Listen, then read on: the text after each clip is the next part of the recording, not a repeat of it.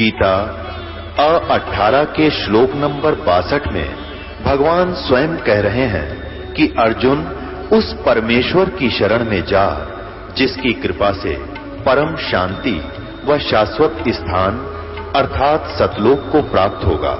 वो परमेश्वर कौन है, कहां है, कैसा है, जानने के लिए कृपया अवश्य सुनिए जगत गुरु तत्वदर्शी संत रामपाल जी महाराज के अमृत वचन। और जिन भगवानों की हम पूजा कर रहे थे वो स्वयं जन्म और मृत्यु में इनके साथ ऐसी दुर्गतियां हुई। भगवान हमारी आंखें बंद हो रही थी, हमें ज्ञान नहीं था मेरे दाता, और जो आप कहोगे आपका दास वही करेगा। परमात्मा ने कहा जो पूजाएं की तुमने रखी हुई है ना, मूर्ति वगैरह, वो नहीं रहनी चाहिए, उसको जल प्रवाह कर दो समुद्र में।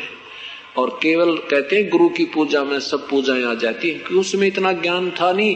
केवल यही सतगुरु ने बताया कि गुरु की पूजा में सब पूजाएं आ जाती। वो स्वयं मालिक आए हुए थे, उपदेश ले लिया, और सतगुरु की हाथ से बनी हुई चित्र मिलते थे वहां पर, वो ले लिए और जहाज लेकर के चल पड़ा विदेश के लिए। और उसमें से जो सारी मूर्तियां थी देवी देवता की, गणेश की, सब शेरा वाली की, संतोषी माता की, सब पूरा कमरा बना रखा था। धार्मिक व्यक्ति होते हैं वो ऐसे संग्रह करके रखते हैं, सब देवताओं की पूजा करते हैं, क्योंकि वो भक्ति के व्यापारी होते हैं। और भक्ति का व्यापारी जो है वो लूटना चाहता है कि सारी लूट लूं।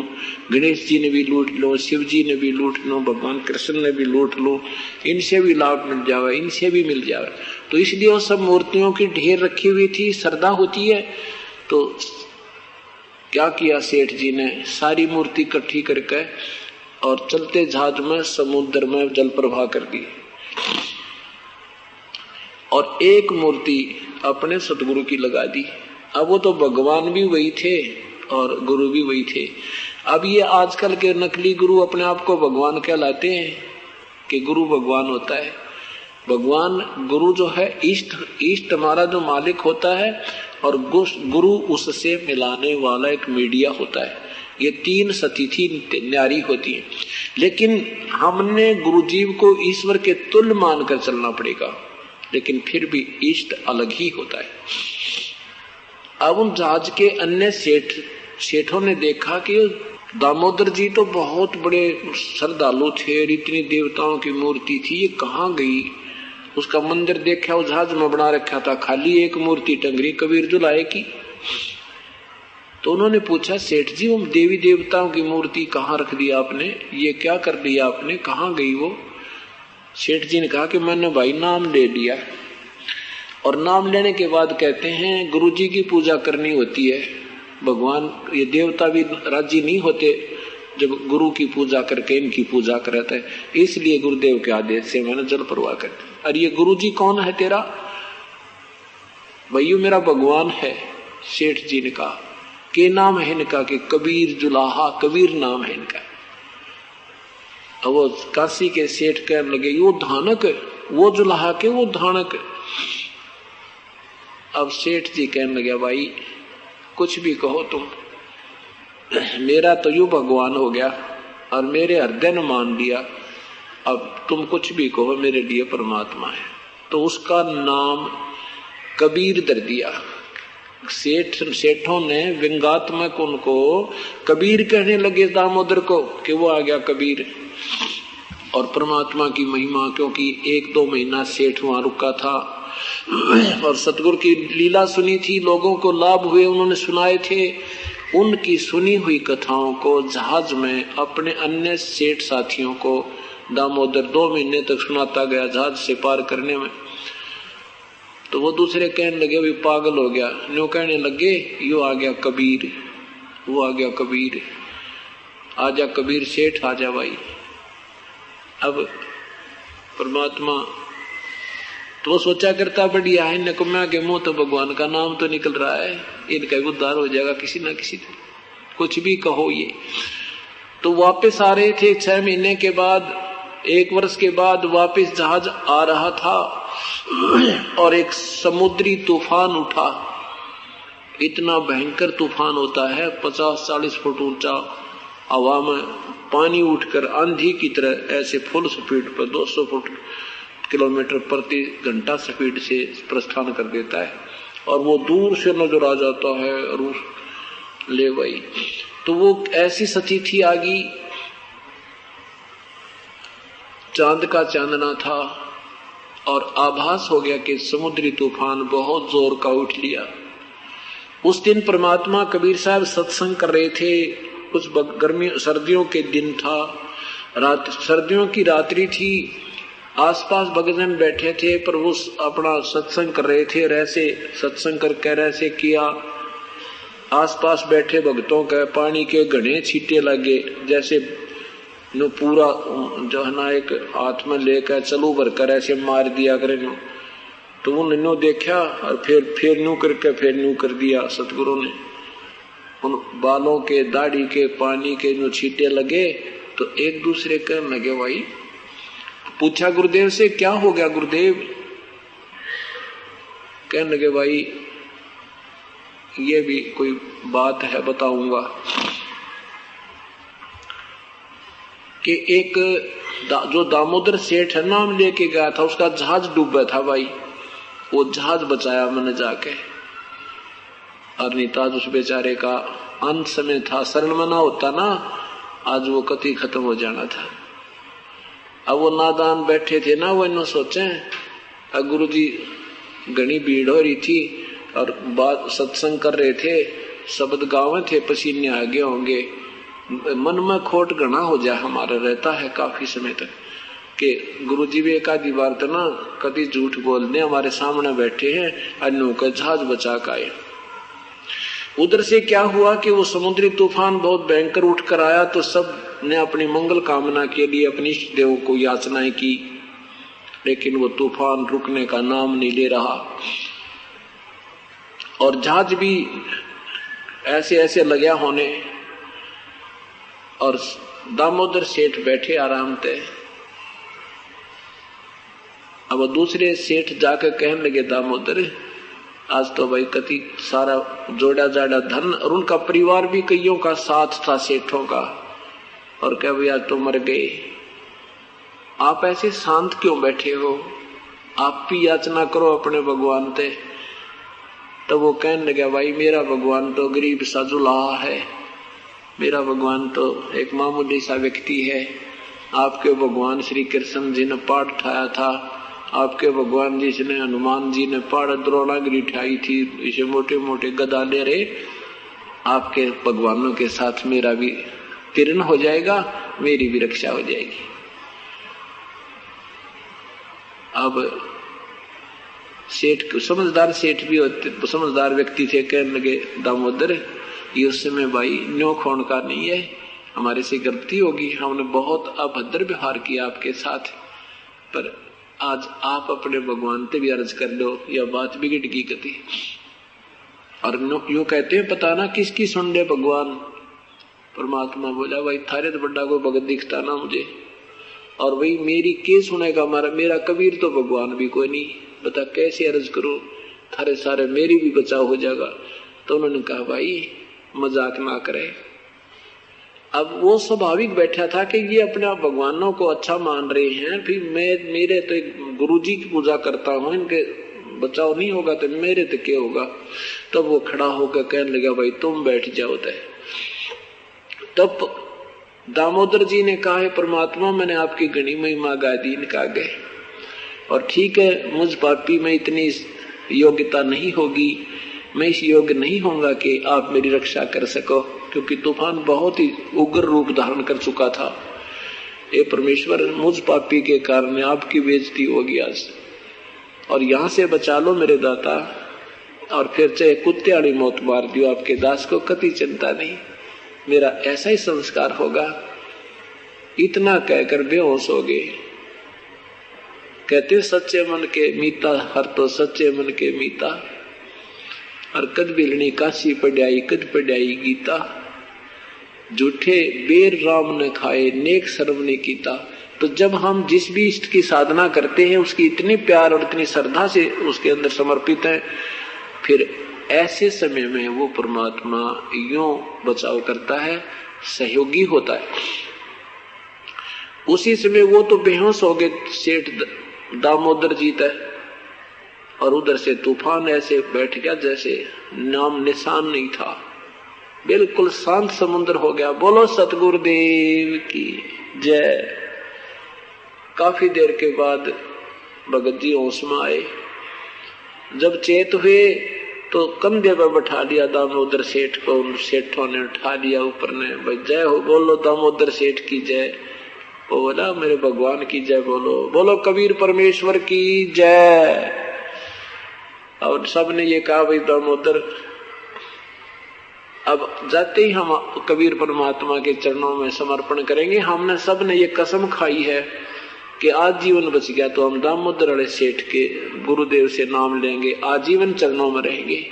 हमने भाई जाते नाम लेना। आज से चलते चलते हफ्ते 10 दिन में पहुंचे। उस दिन भी परमात्मा सत्संग कर रहे थे और वही भगत जन गिने चुने वहां पर विराजमान थे। इतने में बाहर से आवाज लगाते हुए आए, जय हो बंदी छोड़ की, जय हो बंदी छोड़ की, जय हो बंदी छोड़ की।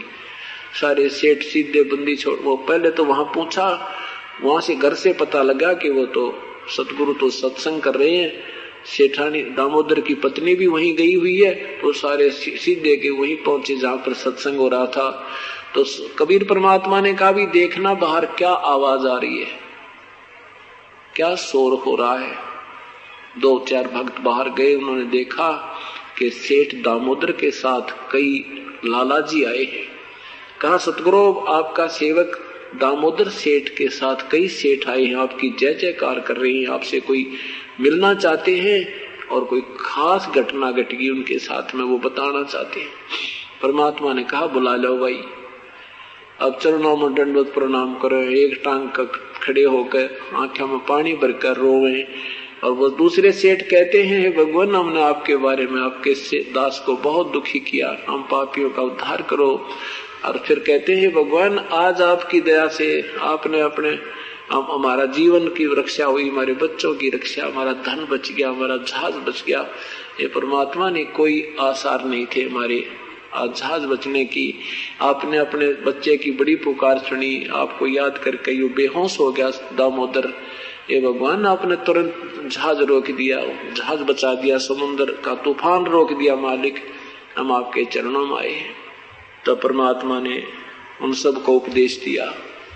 और वो आसपास बैठे वो मूर्ख भक्तजन कह सोच रहे थे कि गुरुजी के पसीने आगे इसलिए कह रहे और झूठ बोल रहे हैं। मन मन में संकल्प कर रहे थे कि झूठ बोल रहे हैं। बताओ हमारे पास बैठे नो के दामोदर का जहाज बचा दिया भाई, वो डूब गया होता, शरण मना होता तो उसका संस्कार कति डूबने का था। तो उनका पसीने आ गए तो वो भी चरणों में पड़ गए, रोने लगे, कहने लगे प्रभु हमारे मन में भी नीचता थी, मेरा हमने ऐसे सोचा था उस दिन आपने ये छींटे लागे ना मारे आपके बालों के पानी के। ये परमात्मा आप अंतर्यामी हो, हमारे मंदिर का खोट आप बिना कौन निकाले मालिक, हम नीच गणे हैं। हमने ये सुने नहीं थी सतगुरु आज तक ऐसी भगवान किया करता है, सुनी थी पर आख्या ना देखी थी, आज आंखों देख ली मेरे मालिक क्षमा करो। परमात्मा ने कहा कोई बात ना बेटा, यो घना बिगड़ा हुआ काम से यो मन में सेट होगा। कहते हैं धर्मदास यहाँ घना अंधेरा बिन परचा जीव जम का चेहरा। कबीर साहब कहते हैं कि वो संत नहीं जो चमत्कार करता है, दुनिया को बेवकूफ बनाता है अपनी लीला दिखा दिखा कर, और वो संत भी नहीं जिससे चमत्कार ना हो। ये दोनों बात कैसे कि एक दो सिद्धि प्राप्त करके या छोटी मोटी अपनी जंतर मंत्र करके दुनिया को आकर्षित करने के लिए विशेष क्रिया करते हैं, वो पाखंडी लोग होते हैं। और संत करते नहीं, उनसे आप होया करें, उनसे आप ही होते हैं। और जिस संत से ये चमत्कार नहीं होते वो संत भी नहीं होता। इस प्रकार उन पूर्व सारे के सारे भक्तों ने उपदेश लिया और जिनके मन में वो शंका थी वह भी मालिक ने दूर की। हम गिर गणे गए, हमारा 70 भक्ति में घना गिर गया और हम इतने कर्महीन हो गए, ज्ञानहीन हो गए कि सत्य ज्ञान को और सत्शक्ति को शीघ्र से ये मन स्वीकार करने नहीं देता।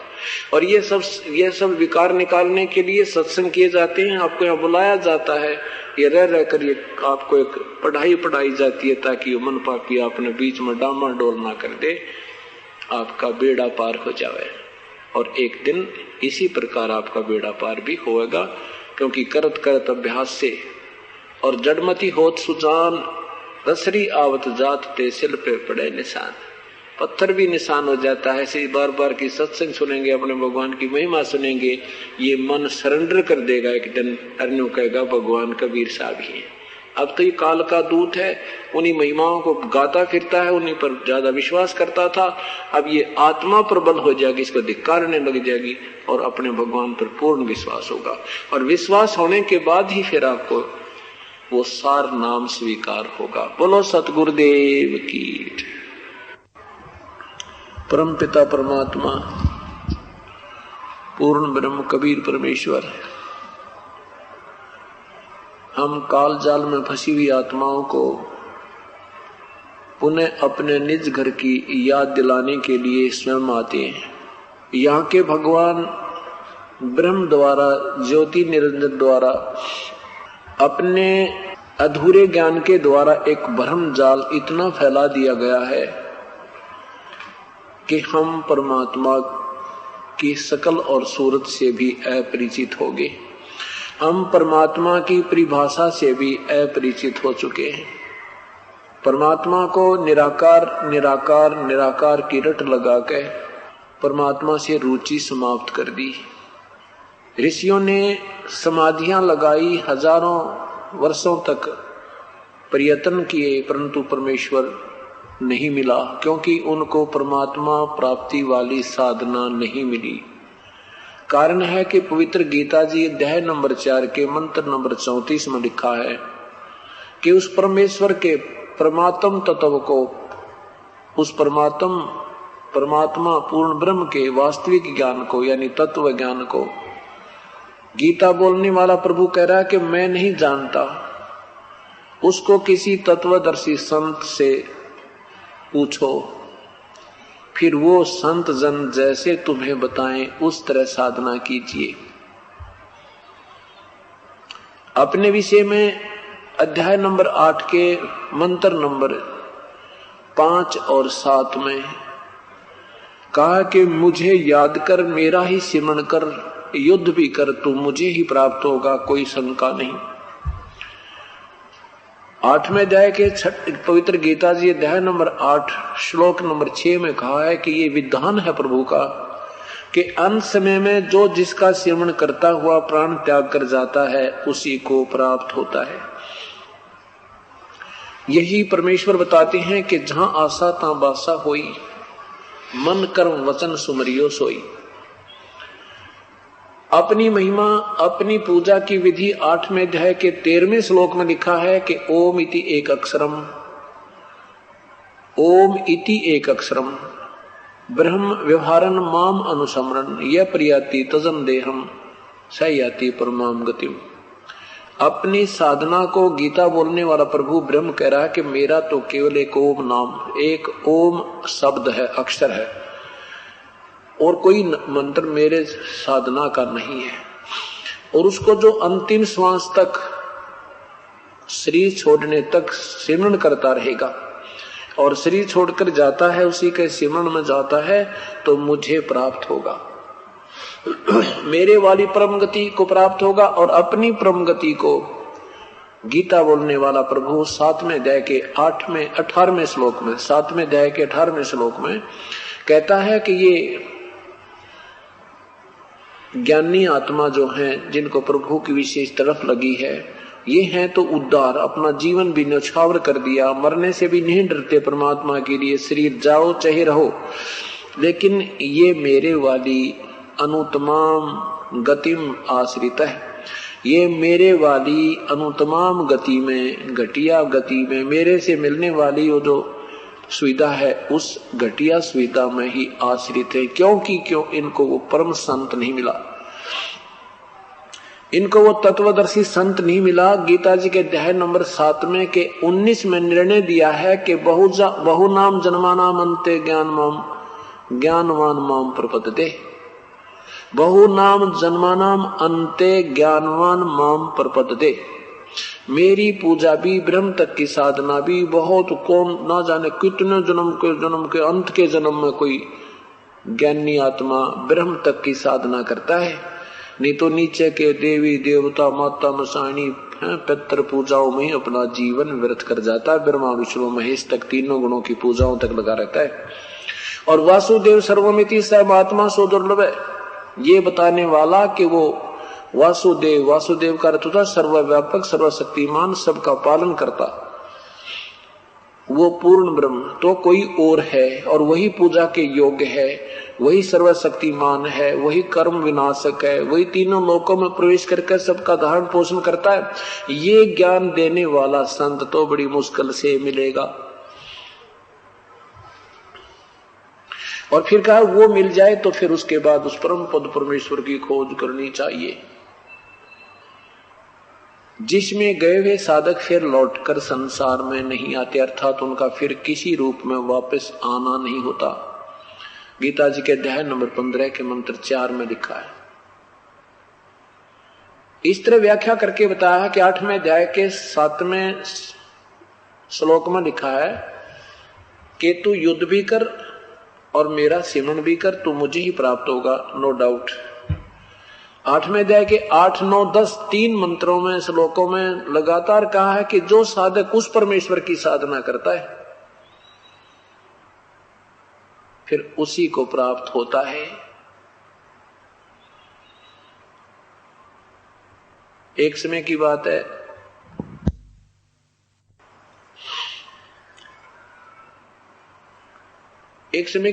कि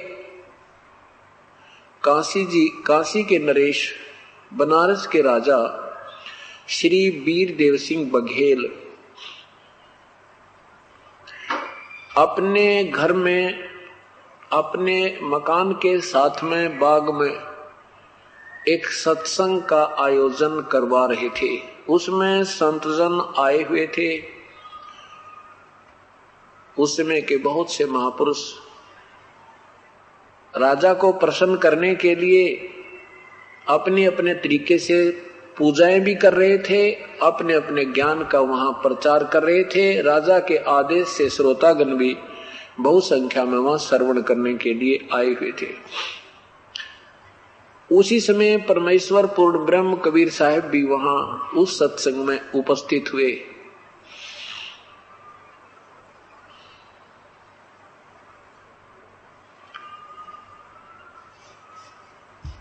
जब परमात्मा को वहां बैठा देखा, एक भक्त संत रूप में, सब जो प्रवचन करता संतजन थे, उन्होंने कहा कि महात्मा जी, भक्तजन आप भी कुछ सत्संग सुनाइए। परमेश्वर ने कहा कि आपके सामने मैं क्या सुनाऊं, आपने सभी कुछ तो कह सुना दिया, अब सूरज के सामने दीपक में क्या दिखाऊं। परमात्मा अपने आप को एक भोला भाला सिद्ध कर रहे हैं। फिर भी एकाद भक्तजन कहता, नहीं महाराज जी आप भी सुनाओ, आप भी कुछ अपने वचन सुनाओ। आपका भी हमने सुना है कि आप बड़े अच्छे वचन सुनाते हो, काशी में आपका भी बड़ा बोल बाला है। मेरे वचन सुनने हैं तो बहुत धैर्य चाहिए तुमने, कहीं बीच में ही ना कूद पड़ो तुम। संत भक्तजन मजाक सोचा कि संतजन मजाक कर रहे हैं, कहने लगे नहीं जी आप सुनाओ। क्यों नहीं सुनेंगे, परमात्मा की चर्चा तो सुनने के लिए ही होती है, सुनाने के लिए होती है। कैसा भी सुनाओ जैसा आपको ज्ञान है। तो क्या बताते हैं परमात्मा के सुनो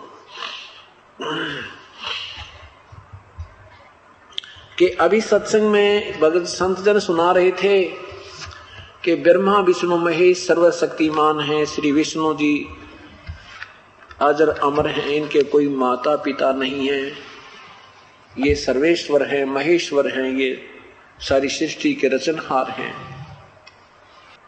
परंतु ब्रह्मा विष्णु महेश केवल तीन लोक में एक एक विभाग के प्रभु हैं। ये सर्वशक्तिमान नहीं है। इनकी जन्म मृत्यु होती है, इनके माता पिता भी हैं। ब्रह्मा विष्णु महेश के माता,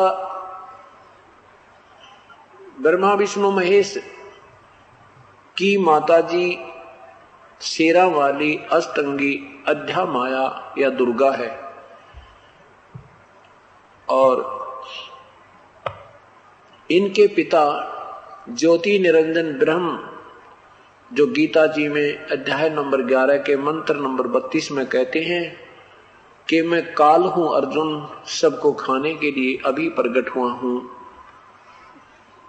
वो इनका पिता है।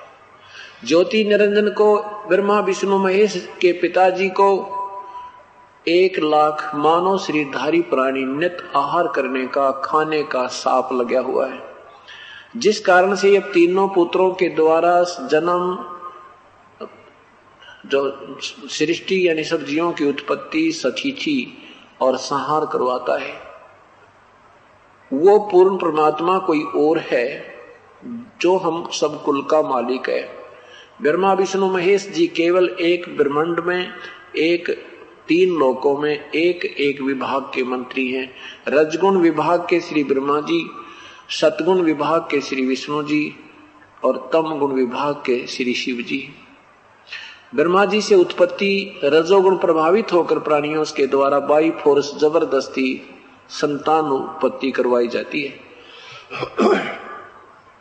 और विष्णु जी के द्वारा एक दूसरे में मोह ममता, सतोगुण के कारण हम एक दूसरे के अंदर इतनी मोह, बहन भाई का आपस में प्रेम, ममता, माता पिता की ममता, संपत्ति संतान में प्यार, इतना खिंचाव है कि हम मर जाते हैं, पर इनसे आत्मा हट नहीं सकती। ये जीव के बस की बात नहीं है, क्योंकि इन्होंने हमें इंजेक्शन लगा रखा है। ब्रह्मा जी ने रजोगुण का, विष्णु जी ने सतोगुण का और शिव जी ने तमोगुण का। और तमोगुण के कारण हम एक छोटी सी बात पर भाई से मन मुटाव, थोड़ी सी बात पर बहन भाई का झगड़ा, बाप बेटे का रोला, पति पत्नी की लड़ाई, ये तमोगुण से होती है। लेकिन फिर भी हृदय नहीं हट सकता, फिर भी इनसे आत्मा दूर नहीं हो सकती, चाहे रोज लड़ाई हो ले। एक समय एक सत्संग हो रहा था, वहां 4-5 साधु वेशधारी आपस में बात कर रहे थे। एक कहता है कि ये देखो, ये संत भी बना है और घर जाता है, पूजा घर वालों को देकर आता है। दूसरा कहता है तू भी तो जाता है। तीसरा कहता भी एक बात तो हो जाए, दिल तो सबका ही करता है घर जाने को। यदि हमारे को घर वाले पिटाई कर दें फिर तो हट सके वहां से, नहीं तो आत्मा बार बार खिंच ही जाती है, बेशक बात बनाओ। चौथा कहता है, अरे मेरे साथ वो भी बात बन रही, मेरी पिटाई भी हो रही, फिर भी आत्मा परिवार से नहीं हट रही, और घर भी छोड़ रखा है और कपड़े भी लाल पहन रखे। मेरी पिटाई भी हो रही, मैं फिर भी घर जाने को महीने में, 2 महीने में, 6 महीने में, ऐसा जबरदस्त खिंचाव बनता है। ये बस की बात नहीं। परमात्मा कहते हैं कि जो साधनाएं तुम करते हो ये साधनाएं ठीक नहीं, क्योंकि ये ब्रह्मा विष्णु महेश तक की सीमित साधनाएं हैं। और जो तुम साधना करते हो, घर त्याग जाते हो, गुफाओं में बैठ जाते हो, इससे तुम्हें कोई लाभ नहीं होता। केवल कुछ सिद्धियां आ जाती हैं, लेकिन ये काम क्रोध विषय विकार तुम्हारे फिर भी समाप्त नहीं होते। जैसे चंदन सर्प लिपटाई, शीतल तन भय विष ना जाई। जैसे चंदन के पेड़ के सर्प लिपट जाते हैं, वो उनका शरीर तो शीतलता महसूस कर रहा, लेकिन उनका जहर समाप्त नहीं हो रहा, जिसके कारण वो बीमारी है, वो उनको, जिसके कारण उनको बेचैनी है, वो विष नहीं जा रहा। उस चंदन के पेड़ से लिपट जाने से सर्प का विष समाप्त नहीं होता। ये काम क्रोध मोह लोभ अहंकार रूपी विष है, इसके कारण हमें बेचैनियां हैं, और जो साधनाएं जिन प्रभुओं तक की तुम कर रहे हो, इनसे तुम्हें कुछ ऐसा महसूस हो रहा है कि हमें कुछ राहत मिली है, लेकिन वो वासना समाप्त नहीं। एक समय की बात है, एक किसान का लड़का बहुत प्रभावित हुआ परमात्मा से। छोटे छोटे बच्चे, एक 1.5 वर्ष का, एक 3 वर्ष का, उन दोनों को त्याग कर और वैराग्य ले लिया। एक संत से मिलन हो गया, उसने ऐसी ज्ञान सुनाया, वैराग्य हो गया, घर त्याग गया। फिर जाके उस संत ने उसको 12 वर्ष तक गुफा में बैठा दिया कि इसकी मोह ममता हट जाएगी, बच्चे याद ना आएंगे। 12 वर्ष तक वो गुफा में ही रखा, वहीं उसको खाना पीना दिया, बाहर संसारिक लोगों से नहीं मिलने दिया, और कहा तू ऐसे तप कर, ऐसे जप कर। 12 वर्ष के बाद संत ने सोचा कि अब ये बिल्कुल निर्मोही हो गया है, और कहा बेटा जा तू नगरी से अब भिक्षा मांग के ला। अब ज्यों ही वो संत जन जो घर त्याग कर गया था, एक घर के द्वार पर खड़ा हुआ और कहा माई भिक्षा देना। एक बहन एक बच्चे को गोदी में ले रखा है, दूसरा बच्चा उसके दामन को पकड़कर आ रहा है, और वो माई एक हाथ में आटा लिए आ रही है, और आकर के कहा ले महाराज जी आटा डलवा, भिक्षा लो। अब वो भिक्षा तो ले ली और देखने लग गया, देख छोटा सा बालक, और एक माई के गोदी में है, एक माई के कपड़े को पकड़े हुए आ रहा है।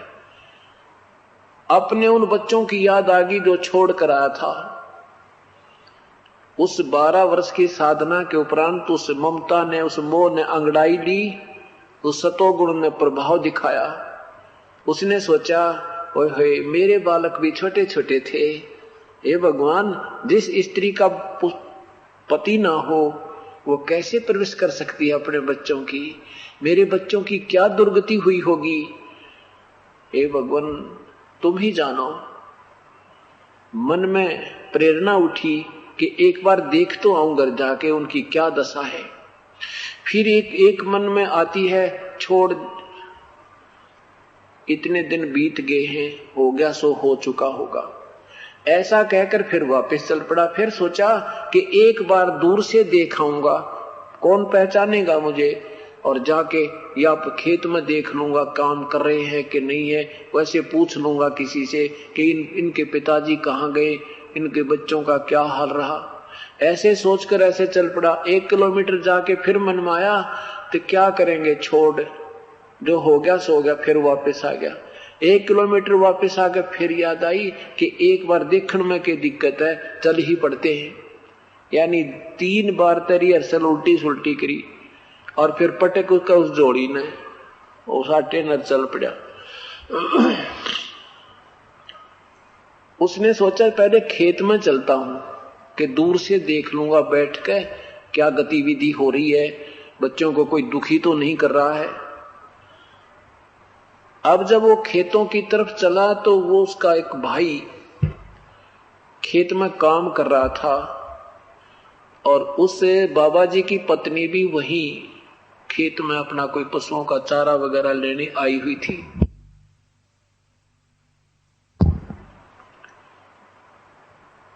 तो उसने उस बाबा जी की पत्नी से उसके भाई ने कहा कि देखो वो मेरा भाई आ रहा लग रहा, बाबा जी बन गया था। उसकी पत्नी कहने लगी मजाक मत करा करो, आप हर समय मुझे चिढ़ाया मत करो, वो तो गया सो गया, अब नहीं आ सकता। उसके भाई ने, उसके देवर ने कहा कि देख सचमुच देखो आप, वो आ रहा है, मुझे तो वैसा ही लग रहा है, उसकी चाल ज्यों की त्यों है उसकी, और नहीं तुम्हारे खेतों की तरफ आने का तुक क्या उसका। उसकी पत्नी कहने लगी लगता तो ऐसा ही है, पर अब कहाँ आएगा, 12 वर्ष में तो भूल भाल गया उन्हें। तो उसके देवर ने अर्थात उस बाबा जी के भाई ने कहा कि वो वही है, दूसरा नहीं है, मेरा भाई है, एक काम कर, इसको जान नहीं देंगे, मैं एक बात कहूंगा तू ऐसे थोड़े नाटक कर दे।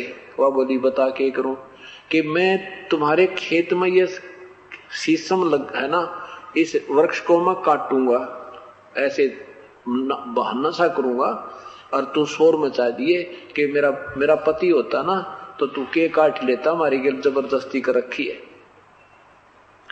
उन्होंने जैसे स्कीम बनाई थी इसी तरह वो नाटक शुरू कर दिया। तो उधर से उस बाबा जी ने देखा कि भाई ये क्या हो रहा है, कुछ जोर जोर से बोल रहे हैं, एक औरत रो रही है, एक जवार खड़ी थी उसके अंदर बैठ कर न सुनने लग गया, जानते क्या गतिविधि हो रही है।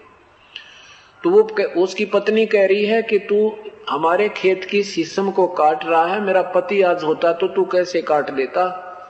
वो कहता है कि मैंने उस पटवारी से पैमाइश करवाई थी, ये 2 फुट यहां तक डोड़ी आती है, कल इस खेत ने भी यहां तक लूंगा थरे ने, और शीशम की बात छोड़ तू।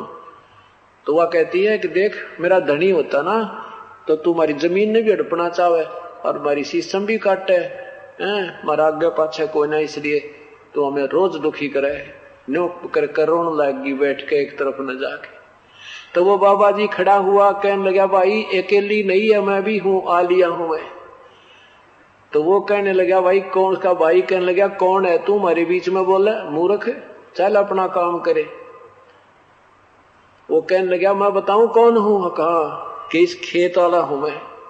ने बोला खेत वाला तुम्हारा भाई, 12 साल हो गए भाई गए ने, क्यों बकावा हमने, और हमारा भाई ऐसा नहीं था, ये बेवकूफा घिसा बना के रखे, दाढ़ी बढ़ाई रखी पागला की तरह, मैं के पहचानता कोई ना। ने बोला अच्छा, वहां कोई नाई आया हुआ था किसी किसान के बाल काटने खातिर, वहां पहुंचा बाबा जी ने बोला भाई मेरे बाल काट पे ना सारे, कौन है तुम? बोला मैं फलाना हूं। वो अच्छा न्यू कैसे आना हो गया? बोला तू एक बार जल्दी करे, बात बिगड़ गई। तो उसने नाई ने ऊपर के बाल भी, सिर के भी काट दिए, दाढ़ी भी काट दी और उसाई बना दिया जैसा था। अब गया जाकर ने बोला देख कौन हूं, पहचानी मैंने।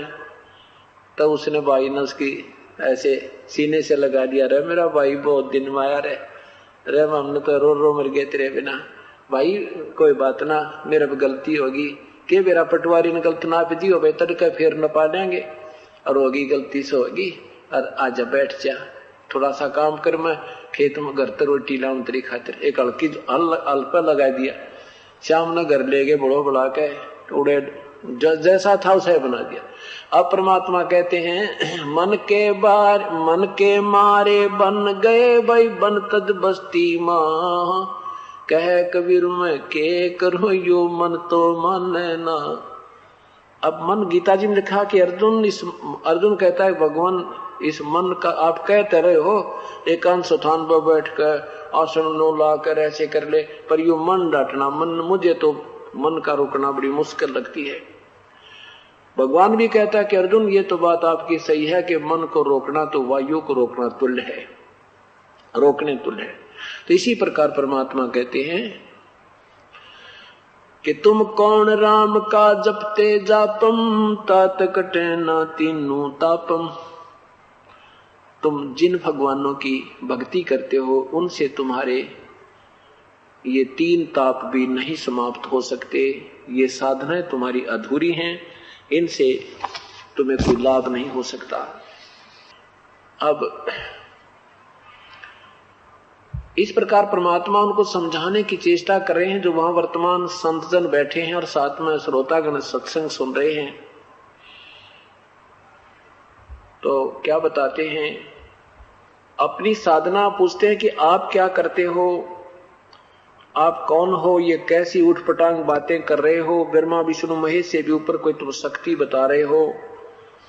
तो परमात्मा क्या सुनाते हैं, दृष्टि पड़े सो धोखा रे, खंड पिंड ब्रह्मांड चलेंगे फिर न रेसी लोकारे। क्या बताते हैं, दृष्टि पड़े सो धोखा रे, यानी जो भी ये दिखाई देते हैं, ये कहते हैं ये धर अंबर कैलाश, दृष्टि पड़े सो फना है, धर अंबर कैलाश, और कृत्रिमबाजी झूठ है, तुम सुरत समो श्वास। तुम वास्तविक साधना कीजिए और जो साधना तुम कर रहे हो ये बिल्कुल व्यर्थ है, एक अन्य की नहीं है। दृष्टि पड़े सो धोखा रे, खंड पिंड ब्रह्मांड चलेंगे, थिर न रहसी लोकारे। रजगुण ब्रह्मा सतम गुण शंकर, सतगुण विष्णु कहावे रे। चौथे पद का भेद नियारा, कोई बिरला साधु पावे रे। दृष्टि पड़े सो धोखा रे, जो भी तुम्हें दिखाई दे रहे हैं ये ब्रह्मांड, सूरज चांद सितारे, ये सब धोखा है, ये काल का मिथ्या जाल है, ये सब विनाश हो जाएंगे, ये कोई भी नहीं रहेगा। रजगुण ब्रह्मा तम गुण शंकर, सतगुण विष्णु कहावे रे। चौथे पद का भेद नियारा, कोई बिरला साधु पावे रे। रग यजुर श्याम, रग यजुर है श्याम अथर्वण, चारों वेद चित भंगी रे। सूक्ष्म वेद साहेब सर्वंगी, सोहंसा सतसंगी रे। इन चार वेदों से रग यजुर, ऋग्वेद, यजुर्वेद, अथर्ववेद और सामवेद, इनसे न्यारा एक सूक्ष्म वेद है, सूक्ष्म वेद है, उसको कोई बिरला ही संत जानता है। अलंकार अग अनुरागी, दृष्ट मुष्ट नहीं आवे रे। रूप न रेख बेग विवेक न बाणी, चारों वेद क्या गावे रे। आवे जावे सुहंसा कहिए, परमहंस नहीं आया रे। पांच तत्व तीनों गुण तूरा, या तो कहिए माया रे। सुन मंडल सुख सागर दरिया, परमहंस परवाना रे। सतगुरु में दी भेद लखाया, है सतलोक निदाना रे। अगम द्वीप अमरापुर कहिए, हिल मिल हंसा खेल रे। दास गरीब देश है दुर्लभ, वो साचा सतगुरु बिल रे। दास गरीब वो देश है दुर्लभ, वहां जाना बहुत मुश्किल है, कोई पूर्ण संत सच्चा सतगुरु ही पार कर सकता है,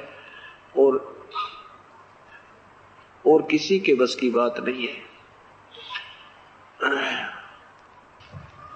आगे क्या बताते हैं परमात्मा पूर्ण ब्रह्म सतपुरुष अपनी महिमा बताते हुए कहते हैं, ये गुण ख्याल कौन मन बोरे, का आवे का जावे रे। ज्ञानी गुणी मुनि सब भूले, चारों वेद पढ़ावे रे। अक्षर मैनी अक्षर बोले, सूक्ष्म वेद को गावे रे। मुसलमान धरणी बिच धरिए, हिंदू अगन जरावे रे। दोहु दीन की एक माटी, एक दूसर कौन कहावे रे। सालग सदा जगत सब पूजे, 68 तीर्थ नावे रे। गरुड़ पुराण प्राणी सब सुनही, वो बहुविध पिंड भरावे रे। अंत कोट 84 भटक, जन्म जन्म डहकावे रे। राजा प्रजा पशु पखेरु, शुक्र समान बनावे रे। पंच अग्नि झरने जल बैठे, धूमर पान जुलावे रे। भंवर गुफा का घाट विखम है, बंक नाल नहीं पावे रे। गगन मंडल में बाटी सर्वे, चोखा फूल चवावे रे। परानंदनी काम धेन है, छिन छिन माही दुहावे रे। जाके गर्भ नहीं रहता, वा बन जाना गावे रे। खीर खुरदनी भोजन हंसा, अमृत प्याला प्यावे रे। शंखों गुरु गर्द में मिल गे, चेल्या न कौन छुटावे रे। क्या कह रहे हैं कि शंखों गुरु गर्द में मिल गए। ये नादान संत थारे जैसे जो तुम बैठे हो संत, वहां जो सैकड़ों वक्ता आ रहे थे, हजारों श्रोता बैठे थे। परमात्मा कह रहे हैं कबीर साहब, संघ थरित तुम्हारे जैसे शंखों गुरु गर्द में मिल गए, इन चेलों को कौन छुटावे रे। जा मुर्शिद की मैं कुर्बानी, आत्म तत्व दर्शावे रे। परमात्म तत्व दर्शावे रे। अवगत मूर्ख अचल अवचल सूरत, सतगुर अलख लखावे रे। दिल दर्पण दूरबीन कहा है, बिन चश्मे दर्शावे रे। रसना बिना राम रंग बोरे, सरबन बिना सुनावे रे। नाभ कमल में दमन दरबानी, द्वादश मद समावे रे। लख 84 बहोर न भर में, भरम 83 मिटावे रे। ओहंग सोहंग मद महल है, रंकार धुन लावे रे। इला पिंगला मद्वार है, सुषमन सुरत लगावे रे। तिल परवान ब्रह्मरंद्र है, मन हस्ती नहीं समावे रे। तहां पपील पंथ नहीं बोरे, मीनी खोज गोहरावे रे। मान सरोवर हंस रहते हैं, वो मोती बिन चुगावे रे। सुरत नृत की डोरी गहो, सुन में गुड़ी उड़ावे रे। दास गरीब शब्द चिंतामणि, गगन मंडल को ध्यावे रे। अब परमात्मा अपनी महिमा बताते हुए बताते हैं कि उस परमात्मा के पाने के लिए पूर्ण संत की आवश्यकता पड़ती है, और जब तक वो पूर्ण संत आपको नहीं मिलेगा, आप जैसे ना जाने कितने संत अपनी अपनी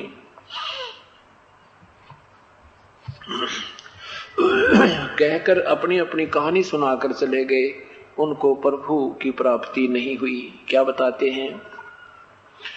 तत् कहन को राम है, दूजा नहीं देवा। तत् यानी वैसे तो वास्तविकता ये है कि केवल एक ही परमात्मा है, दूसरा कोई भगवान है ही नहीं। यदि हम सही मानों में परमात्मा समझें तो केवल एक ही प्रभु है, दूसरा कोई है ही नहीं। जैसे गीता जी के अध्याय नंबर 15 के 16 और 17 श्लोक में लिखा है कि दो भगवान कहलाते हैं, एक क्षर पुरुष एक अक्षर पुरुष। और ये क्षर पुरुष तो ब्रह्म है, अक्षर पुरुष पर ब्रह्म है, और इन दोनों ही भगवानों के और इनके अंतर्गत प्राणियों की जन्म मृत्यु सदा बनी रहती है। ये वास्तव में विनाशी नहीं है। अध्याय नंबर 15 के श्लोक 17 में कहा है कि इन दोनों से कोई और ही परमात्मा है। उत्तम पुरुष है तू अन्य परमात्मा इति उदाहरते, जिसे भगवान कहते हैं, जो वास्तव में परमात्मा कहने योग्य है उसको भगवान कहते हैं, और वही भगवान की संज्ञा में है, बाकी कोई भगवान है। वही तीनों लोकों में प्रवेश करके सबका धारण पोषण करता है, वो वास्तव में अविनाशी परमात्मा है। तो यहां उसी का जिक्र कर रहे हैं आदरणीय गरीबदास साहब, अपने परमेश्वर के विषय में बताते हैं। तत् कहन को राम है, दूजा नहीं देवा। ब्रह्मा विष्णु महेश से जाकी करते हैं सेवा, उसकी पूजा करते हैं ब्रह्मा विष्णु महेश से। जप तप तीर्थ थोथरे, जप तप जप यानी ये जो तुम नाम जपते हो, सेंसर नामा, ओम नमः शिवाय, ओम भगवते वासुदेव नहीं, और ये तप करते हो, तीर्थों पर जाती, ये सब थोथरे काम हैं, ये वास्तविक भक्ति विधि नहीं है। जब तप तीर्थ थोथरे जाकी क्या आशा, और कोटि यज्ञ पुण्य दान से यम कटे नहीं फांसा। करोड़ों यज्ञ कर लो, कितना दान कर लो, जब तक सार नाम और सत्य नाम ये तीन मंत्र का जाप विधिवत पूर्ण संत से नहीं मिलेगा, तब तक इस काल की फांसी कटे नहीं। क्या बताते हैं आगे देखना कि जैसे आपने दान किया, यज्ञ की, ये अन्य जाप किए, ओम नाम का जाप किया, इससे आपको स्वर्ग मिल गया, महास्वर्ग मिल गया, स्वर्ग में राजा बन गए, इंद्र बन गए, पृथ्वीपति बन गए, और फिर गधे बन गए। यहाँ लेन वहां, यहाँ देन वहां लेन है, ये मिटे नहीं झगड़ा। यहाँ कमाई की और वहां स्वर्ग में ठाठ कर लिए, और फिर अपनी पूंजी समाप्त करके फिर 84 लाख योनियों में आगे। कहते हैं ये ऐसे झंझट मिटे नहीं। जब तप तीर्थ थोथरे जाकी क्या आशा, कोटि यज्ञ पुण्य दान से जम कटे नहीं फांसा। काल की फांसी नहीं कट सकती, ये जन्म मरण का दंड इन केवल इस विधि से नहीं कट सकता, जब तक तत्व भेद और पूर्ण सतनाम और सार नाम नहीं मिलेगा। यहाँ देन वहां लेन है, ये मिट नहीं झगड़ा।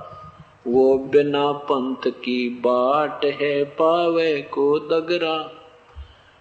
कि जैसे तुम यहाँ कहते हो ना भाई मूल कमल में जावे, मूल से नाभि में आवे, स्वाद चक्कर में, फिर नाभि कमल में, हृदय कमल में, कंठ कमल में, फिर त्रिकुटी कमल में।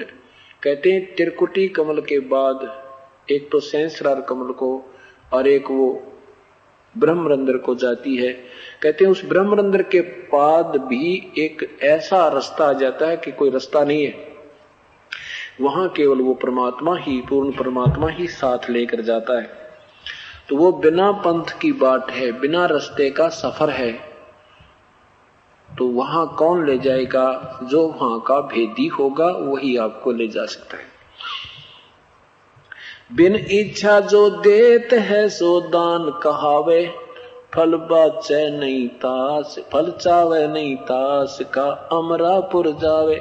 जो भी दान करते हैं कहते बिन इच्छा, जो भी दान धर्म करे पूर्ण संत से उपदेश प्राप्त करने के उपरांत वो दान धर्म आपको लाभ देगा।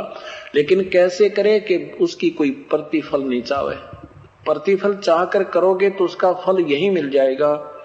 जैसे आपने कहा कि भगवान मुझे ऐसा, मेरे ऐसा हो जाए, मुझे ऐसा लाभ हो जाए तो मैं आपका एक पाठ करवा दूं। आपने वो पाठ संकल्प कर दिया, आपने धर्म कर दिया, यज्ञ कर दी, उसका आपको फल मिल गया, आगे उसका कुछ नहीं मिलता। वो आपको लाभ तो यही हो गया, यहाँ बराबर हो गया। उसके लिए क्या बताया है कि अपना एक मनुष्य जीवन समझ कर ये करते हो, गुरुदेव के बताए हुए सब क्रियाएं को करते रहो, फिर आपको दोनों फल मिलेंगे। उस पुण्य का वो वास्तविक लाभ भी मिलेगा और साथ में थोड़ा मंदा कर भाई, कुंजा बहुत है। बिना इच्छा यानी उसकी कुछ वापसी प्रतिफल ना चाहते हुए एक अपना कर्तव्य समझकर दान करते चलो, उसके दोनों लाभ मिलेंगे। वो दान वाला लाभ भी मिलेगा और साथ में परमात्मा पाने वाले, परमात्मा की प्राप्ति के लिए जिस धन की आवश्यकता है उसमें भी उसको कन्वर्ट कर दिया जाएगा। वो सिमरण में भी आपका काउंट होगा। तो यहां बताते हैं बिन इच्छा जो देत है सो दान कहावे, फल चावे नहीं तास का फिर अमरापुर जावे। अमरापुर सतलोक में सकल दीप नौखंड के छतरी जिन जीते, सो तो पद में ना मिले विद्या गुण चीते।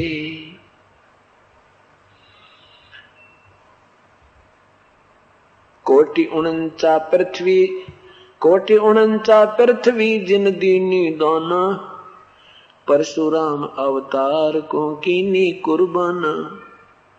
कंचन मेर सुमेर रे आए सब माही, काम देन कल वृक्ष रे सो दान कराही। सुर नर मुनि जन सेवै ही सन का दिक ध्यावे, शेष शेष मुस्क रटत हैं जा कपार ना पावे। ब्रह्मा विष्णु महेश रे उसके देवा दरबारी, पर शंख कल्प युग हो गए जगी खुली ना तारी। परलय शंख असंख रे पल माही बिहानी, गरीब दास निज नाम की ही महिमा हम जानी। अब ये सब महिमा बता रहे हैं परमात्मा के तत्कैन को राम है दूजा ना देवा, और ब्रह्मा विष्णु महेश से उसकी करते हैं सेवा। ये थारे ब्रह्मा विष्णु महेश भी उस परम पिता की पूजा करते हैं। उससे तुम अपरिचित हो, तुमको पता कि जाओ बुलाकर लाओ कौन है वो ऐसा जो ब्रह्मा विष्णु महेश के विषय में ऐसी बात कह रहा है। एक सिपाही और साथ में वो दो जो चुगली करके आए थे, वो संत राजा के पास गए थे, दोनों वह साथ में एक सिपाही, और आके कहने लगे चल तुझे राजा बुलाता है, तू क्या कह रहा था ब्रह्मा विष्णु महेश के विषय में, तूने क्या अनाप शनाप बोला है, चलो तुझे राजा बुला रहा है। परमात्मा ने कहा कि मैं एक मजदूर आदमी हूं और राजा का मेरा कोई काम नहीं। राजा को यदि आवश्यकता है मेरे से बात करनी है इस दास से, गरीब आदमी थे, तो यहीं आ जाएगा, हम राजाओं के यहाँ नहीं जाते। अब वापस गया वो सिपाही भी, साथ में वो दोनों चुगलखोर दोनों गए और कहने लगे राजन देख लो आपके सिपाही के सामने उसने क्या बोला है। कहता राजा को गरज पड़े तो मेरे पास आ जाए, मैं 300 राजा देखता हूं। तो उसने राजा बड़ा गुस्सा हुआ कि ऐसी हिम्मत। वहां से राजा भी चल पड़ा और गुस्से में होकर राजा भी चल पड़ा। उधर से परमात्मा ने क्या लीला की कि अपने आसन जमीन से 2 फुट ऊपर कर लिया। जमीन से 2 फुट ऊपर परमात्मा बैठे हैं, नीचे कोई सपोर्ट नहीं है, कोई नीचे बैठने का बैठना नहीं है, नीचे से बिल्कुल खाली है। मालिक को पता था कि इन राजाओं की इनकी इतनी औकात है। तो राजा ने देखा कि ये आदमी, हे भगवान, ये तो जमीन से भी ऊपर बैठा है, नु देखो तले के। राजा का पसीने आ गए। अरे तेरा गई तो भाई कोई महापुरुष है, ये कोई आम व्यक्ति नहीं है। चरणों में जाके प्रणाम किया, लेट गया। हे भगवान, अब जो लाए थे उनको बुलाकर वीरदेव सिंह बघेल को, अब उनकी तो मामरगी के राजा भी इनको प्रणाम कर रहा है। तब परमेश्वर से वीरदेव सिंह बघेल ने कहा कि हे भगवान, आपका और इनका क्या वाद विवाद है? परमेश्वर ने कहा कि कोई वाद विवाद नहीं है। इन्होंने कहा हमें कुछ प्रवचन कर दो। मैंने इनसे मना किया था कि मेरे प्रवचन बहुत कड़वे हैं और तुम मीठी गोली दे रहे हो इन भक्तात्माओं को। मीठी गोलियों से रोग नहीं कटे, ये तो कड़वी कैप्सूल खाने पड़ेंगे, ये कुनीन खानी पड़ेंगी तुमने, जो मैं दे रहा हूं। मैंने क्या बताया था? जग सारा रोगिया रे, जिन सतगुरु वेद न जाना। जग सारा रोगिया रे, जग सारा रोगिया रे, जिन जग सारा रोगिया रे। जन्म मरण का रोग लगा है या तृष्णा बडरी खांसी। जन्म मरण का रोग लगा है, तृष्णा बडरी खांसी। आवागमन की डोर गले में पड़ी काल की फांसी। जग सारा रोगिया रे, जिन सतगुरु वेद न जाना। जग सारा रोगिया रे, जिन सतगुरु। भाई देखा देखी गुरु से बन गए, किया न तत्व विचारा। देखा देखी गुरु से बन गए, किया न तत्व विचारा। गुरु से दोनों के सिर पयु काल ठोके पंजारा। जग सारा रोगिया रे, जिन्हें जाना। जग सारा रोगिया रे, जग सारा रोगिया रे।